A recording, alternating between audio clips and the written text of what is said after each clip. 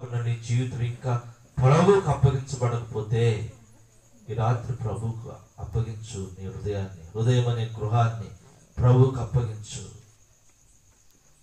యేసయ్యని ఇంకా ఆ బయట ఇంటి మీద ఉంచబాక, పశువుల దొడ్లో ఉంచబాక, ఇంటి మీద స్టార్ లాగా ఉండబాక, ఉంచబాక.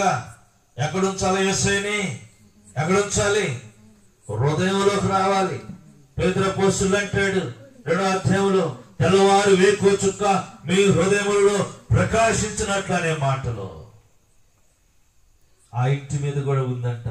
ఏ ఇంటి మీద? నూతన నిబంధనలు. ఈ సందర్భం ఎందుకు జ్ఞాపకం చేస్తున్నా అంటే, మనం ఈ సందర్భంలో ఉన్నాం కాబట్టి. క్రిస్మస్ దినాలలో వారు కూడా ఇంటి మీద ఉంది నక్షత్రం. ఆ ఇంటి మీద నక్షత్రం ఉంది. ఇంటిలోనేమో ఎవరున్నారంట? యేసయ్య ఉన్నాడు. యేసయ్య ఉన్న ఇల్లు ఎలా ఉంటుందో తెలుసా? మత్తయి సువార్త 2వ అధ్యాయంలో చదివితే, వారు ఆ నక్షత్రమును చూచారు, ఆ ఇంటి దగ్గరికి వచ్చారంట. ఎలాగొచ్చారో తెలుసు? ఇంక ఇంట్లో కూడా పోలేదు. వారు అత్యానంద భరితులై, ఎవరు గృహంలో యేసయ్య ఉంటాడో ఆ గృహంలో సంతోషము, సమాధానం ఉంటుంది.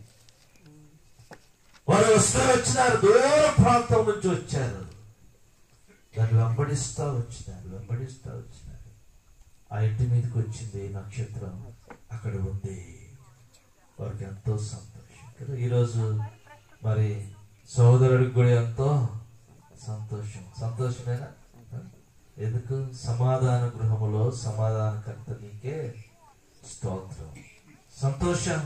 దేవుడు ఉండడానికి ఒక మంచి గృహాన్ని ఇచ్చాడు. అందుని బట్టి ఎంతో సంతోషం. అందుకొరకే ప్రభువును స్తుతిస్తా ఉన్నాడు. సరే, ఈ తలంపు ఇంతటితో ఆపి 2వ తలంపులోనికి వెళ్దాం. 2వ గృహము.